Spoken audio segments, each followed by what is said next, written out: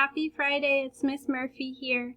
I made this video really quickly to say thank you for everyone who came to pick up their packet for distance learning. I'm so thrilled that so many kids will have the materials for everything they need for our distance learning journey.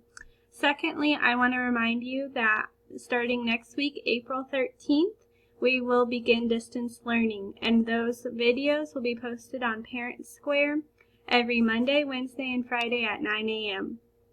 Now, if you can't log in right at 9 a.m., that's fine.